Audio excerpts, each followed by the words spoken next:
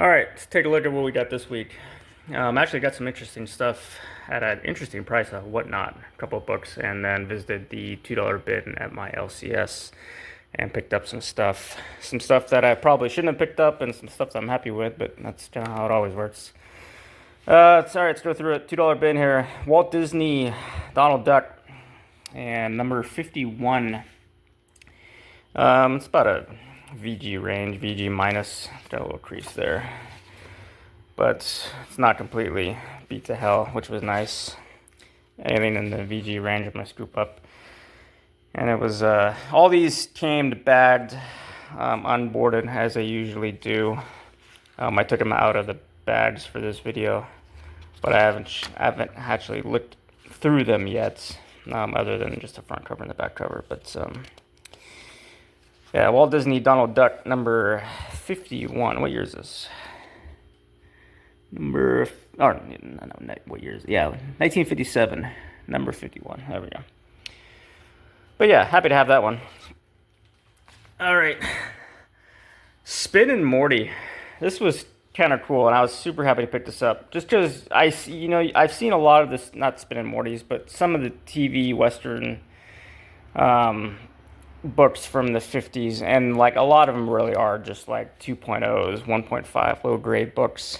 And I saw this one and it looked like the spine looked better than average, so this was definitely a no-brainer. I thought this was pretty cool to pick up because these are hard to find that aren't just trashed.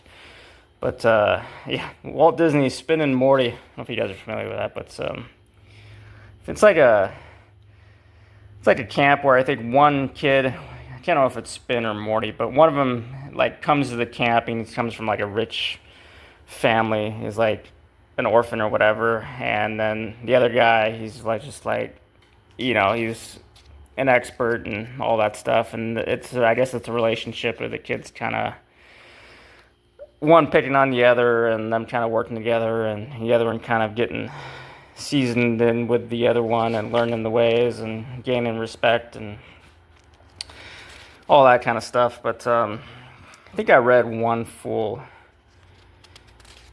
issue, not this one, but this actually looks really nice.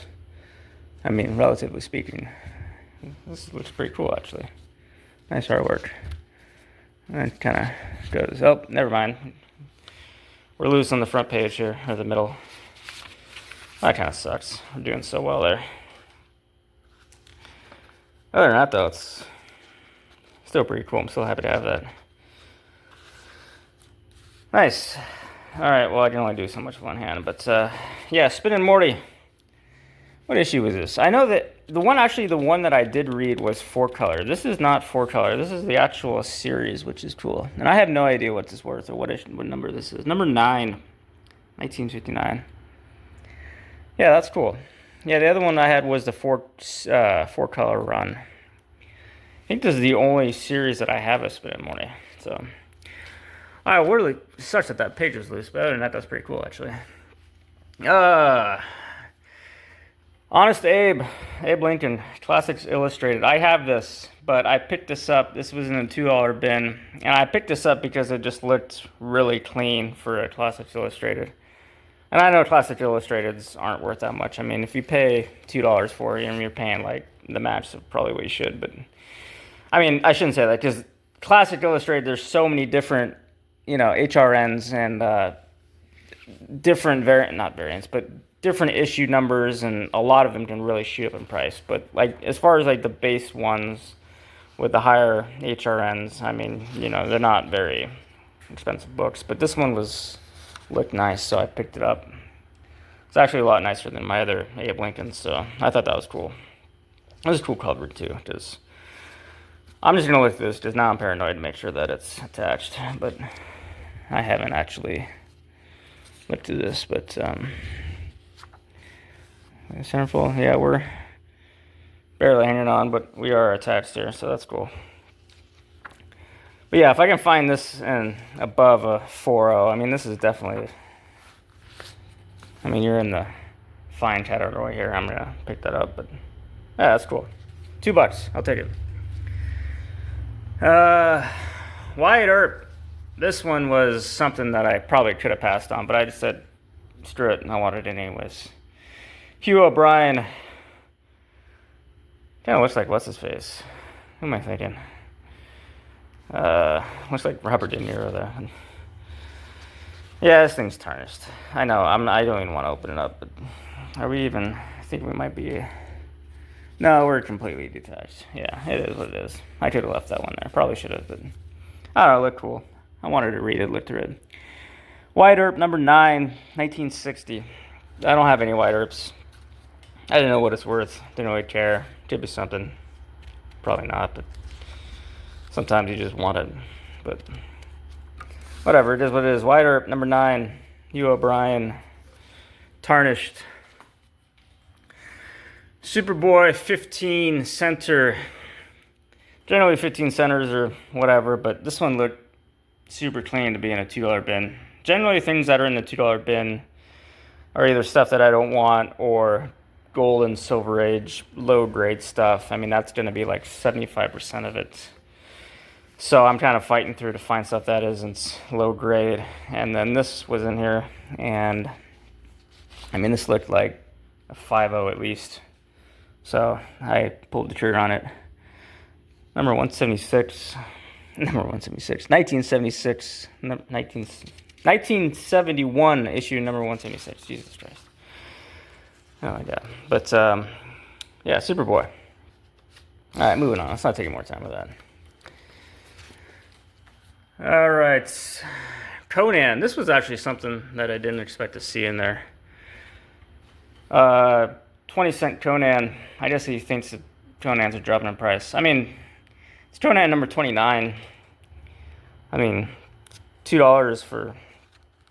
I mean, it's low-ish grade. I guess it's a VG. It's got a little love to it, but I don't know. I think he could have put a $5 sticker on this and eventually probably sold it eventually. So I don't know. I don't even know if I have this one or not, but I figure when I drive down there, I'm going to pick up anything that I think is a good deal, and $2 is, yeah.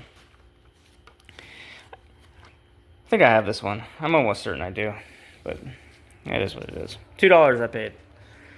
All right, moving on. All right, the world around us. This is the second world around us that I have. It wasn't Whaling. It was the illustrated story of, I think, Flight. That's what it was, just Flight.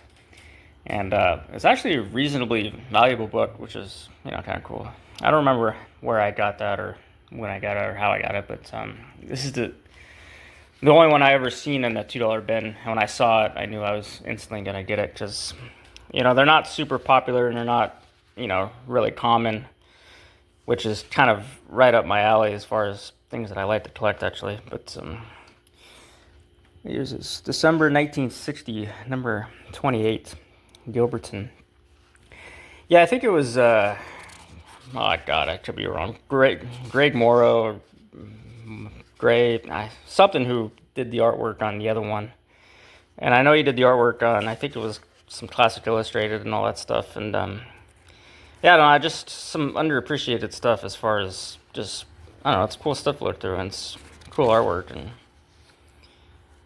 I don't know, I mean, for $2, I'm going to pick these up all day. I know if I go to my comic shop for something that's like in this grade, I'm going to pay $8 to $10. And I know that's not of any extraordinary value, but I think these are cool and they're unloved and whatever.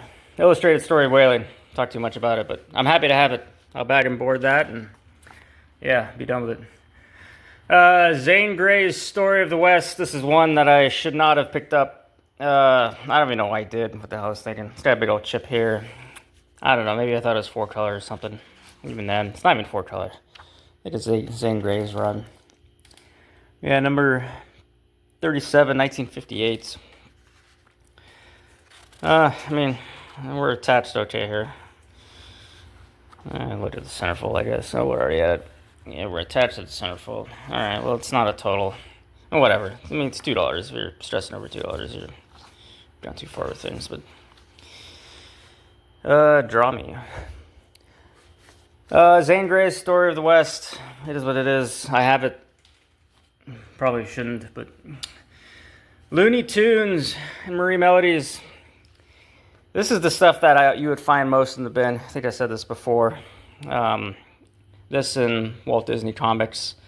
And most of them, I would say if the average grade of them was probably be like a 10, 15, 20. I mean, a lot of them in this bin would be completely just wrecked.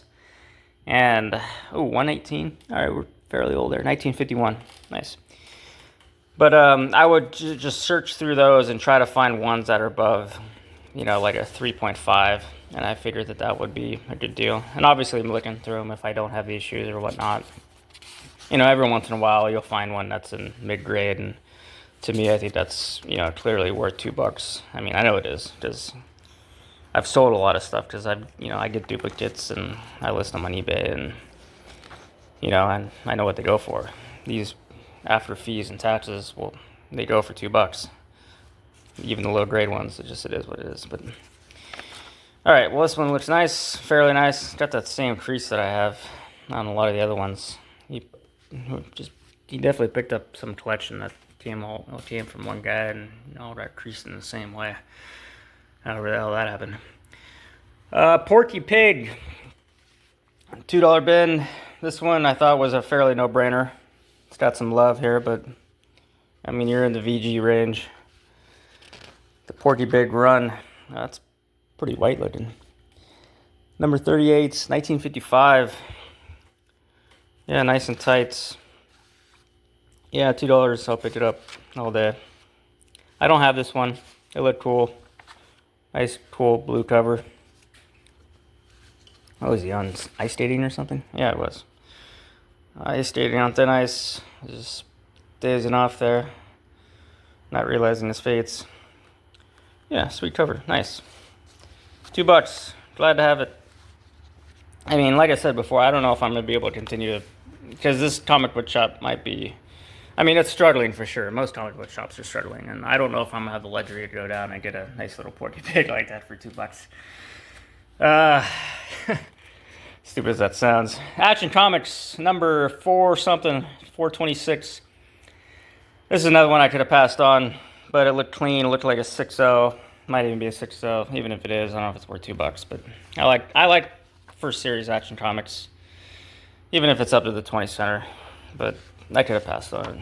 I mean, this is probably a $1 book, but whatever. If it is, then I only overpaid $1. Whatever. I don't know. Let's move on. I don't care. All right, $6 Million Man. So this was a Whatnot purchase, and this may have been definitely one of my top 5 books that I think I bought. This was on a smaller show. I actually bought this for $7. This was the first book that I bought, and so I had to pay the full shipping. I think it was like $4.91 for the shipping. I'm going to take this out. I haven't taken it out yet. I'm going to do it now. So yeah, I'm going to put the phone down. Hold on. Here we go.